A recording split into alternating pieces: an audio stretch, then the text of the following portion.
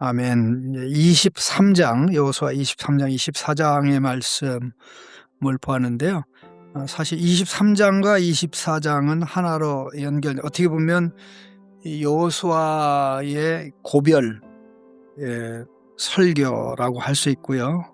고별 이 설교를 하면서 지난 역사를 돌아보면서 하나님이 주신 은혜를 상기하면서 그 하나님을 배반하지 않고 이제 끝까지 섬겨갈 것을 당부하면서 이제 언약 갱신을 하는 그런 내용입니다. 항상 한 세대가 끝나고 새로운 세대가 시작될 때는 언약 갱신이 있습니다. 이스라엘 백성이 애굽에서 나와서 시내 산에서 이제 언약을 맺죠.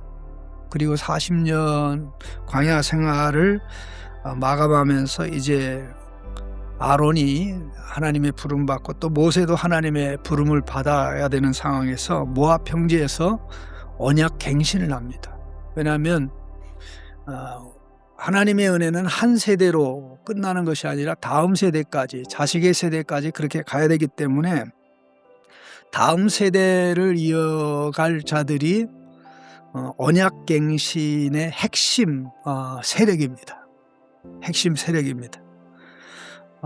특별히 오늘 사실 이 여호수아가 이제 백성의 지도자들을 불러 모아서 이렇게 쭉 여러 내용을 말씀을 했는데 특별히 이게 온 백성이 이제 각 지파별로 흩어져서 그랬는지 모인 사람들이 지도자들만 모인 것입니다.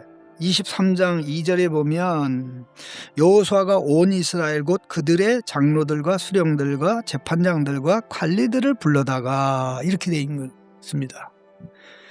그리고 24장 1절에도 보면 여호수아가 모든 이스라엘 지파를 세겜에 모으고 장로들, 그렇죠? 이스라엘 장로들과 그들의 수령들과 재판장들과 관리들을 부르매 그들이 하나님 앞에 나온지라. 그러니까 지도자들만 있고 사실 일반 백성들은 없는 거예요. 심지어는 언약 갱신을 할 때는 모세가 모압 평지에서 언약 갱신할 때는 아이들도 다 있었어요. 젖먹이도 다 있었어요. 젖먹이도 있고 여인들도 다, 심지어는 종들까지 다 있었는데 이게 가나안 땅을 차지하고 흩어져서 모으기가 뭐 어려운 측면도 있었겠지만 사실 이 내용은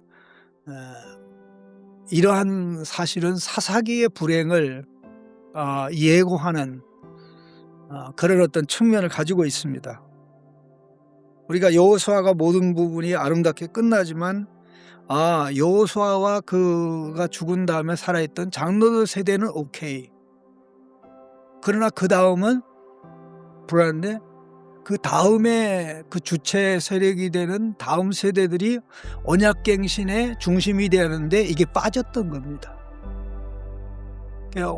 오늘 우리가 잘 믿으면 돼. 부모만 잘 믿으면 되지. 이게 참 다음 세대를 불행하게 만들어가는 그런 내용인 것을 우리가 좀 깊이 생각해 볼 필요가 있고요. 사실 우리가 여호수아 내용을 쭉 보지만 23장에 보시면 이 안식이 하나님 백성에게 안식이 시작이 된 거지 끝난 게 아니에요.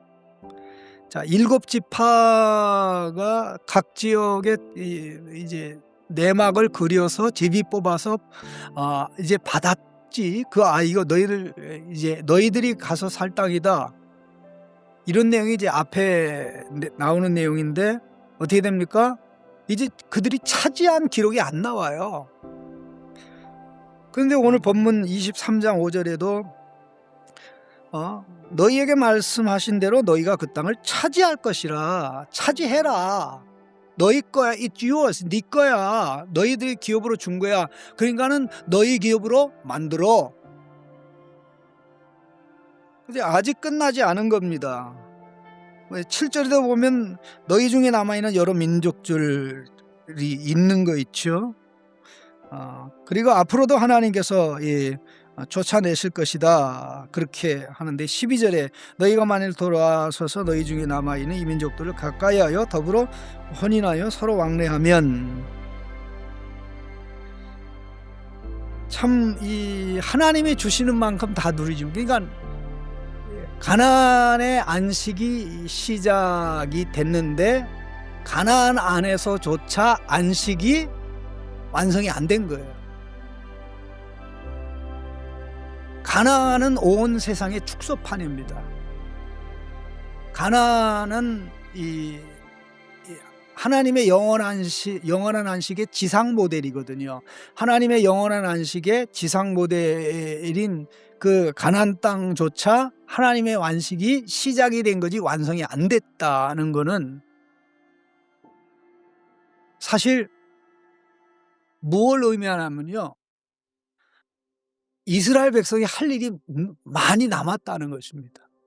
만일 가나안 땅의 안식이 지속이 돼서 가나안 땅의 안식이 하나님이 원하는 만큼 가나안 땅 온 땅에 충만하게 된다면, 가나안 땅의 하나님의 안식이 온전히 충만하게 되면서 그 안식이 가나안 땅 안에 갇혀져 있는 것이 아니라 주변 나라들에게까지 퍼져나가서 이스라엘 백성 때문에 주변 나라 이방 백성들이 하나님을 섬기며 찬양함으로 하나님의 안식을 이스라엘 백성을 통해서 열방이 받게 되는, 아브라함을 부르신 목적이 이루어져 가는 거죠.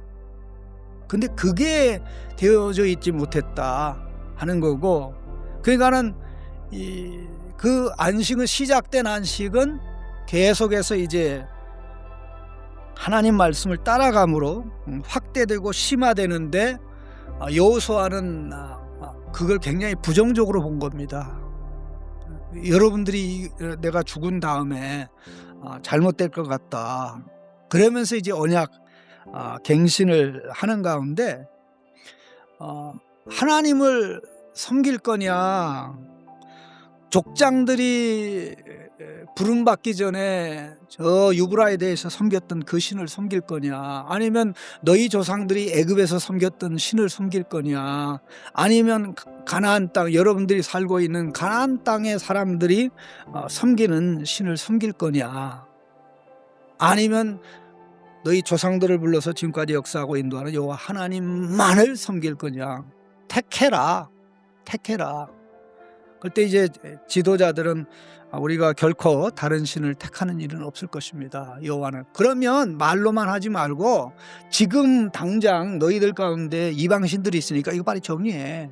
이게 세겜에 모아놓고 한 언약 갱신인데, 사실 하나님의 백성 모두가 다 했어야 되는데 지도자만 한 것이 이 불행의 씨앗을 뿌렸던 그런 측면이라는 거예요. 그러니까 항상 하나님의 백성은 전체가 나 혼자가 아니라 가족 단위로, 내 가족의 아이든 많든, 저는 유아 세례를 받는 그 부모들에게 꼭 항상 하는 말이 있어요.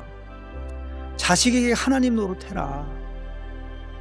자식들에게 하나님 노릇해서 하나님 체험은 부모를 통해서만 하는데, 그게 안 되면 애들은 절대 신앙생활 안 하게 돼 있다. 교육으로 하는 게 아니라 삶으로 보여주는 거고, 또 예배를 드릴 때 절대 혼자 오지 말고 아이와 함께 와라. 아이가 뭘 알아듣겠나. 뭐 하나님이 우리에게 그 이성만 준 게 아니라 모든 그 외의 감각기관들을 다 주셨기 때문에 아이의 연령 상황에 맞게 하나님이 다 현장에 데려다 놓으면 책임은 하나님이 지는 거 아닙니까? 저는 이걸 너무나 생생하게 많이 체험을 했고, 저는 옛날에도 그렇고 뭐 지금도 마찬가지로 나는 예배드리는 사이에 애들 데려오라고 그러고, 사실 지금까지 예배드리는 사이에 애들이 방에 나가지고 제가 설교를 못한 적이 한 번도 없어요. 저는 너무나 생생하게 그런 부분을 체험을 했고, 옛날에 제가 교수로 있을 때 그 어느 교회 이거는 우리 학생이 자기가 중등부를 맡아서 하는데 교수님 오셔서 설교해 달라고 그랬는데, 참 가기도 그렇고 안 가기도 그렇고 제자하고 이제 가기는 갔는데 가서 이제 말씀을 이렇게 증거를 했는데 나중에 끝난 다음에 그 저를 초청한 제자 전도사가 목사님 그런데 이상해요. 왜 이렇게 애들이 말씀을 열심히 들어요? 자기가 설교할 때는 그렇게 안 듣는데 왜 그렇게든지 비결이 뭐냐고. 뭐 체면 때문에 그렇겠지. 그렇게 이제 우습게 얘기했습니다만은 하나님 말씀은 듣게 돼 있어요. 장난치는 것 같아도. 나중에 그게 변화가 돼요. 그러니까 그걸 못하니까 그 장소에 데려다 놓으면 하나님은 알아서 책임지고 역사. 예배에 한 번, 두 번, 세 번, 네 번 많이 온 애들이 바른 길로 가지. 엄마 아빠가 너 대신 예배 드리고 올 테니까 너는 아니라 하면 전부 다 사탄의 자식이 되는 거. 우리 그렇게 했어야 되겠습니까? 그래서 어떡하든지 아이들이 교회 와서 시간을 많이 보내도록, 다른 날은 뭐 예배 드리는 날. 그래서 교회는 아이들이 그렇게 할 수 있는 공간을 만들어주고 여유를 가질 수 있도록. 오히려 교회 오면 구질구질하고 밖에 나가면 놀기가 너무 좋아가지고 이렇게 되어버리면 그거는 미래 세대를 염려하고 사랑하는 그런 모습은 아닌 줄로 압니다.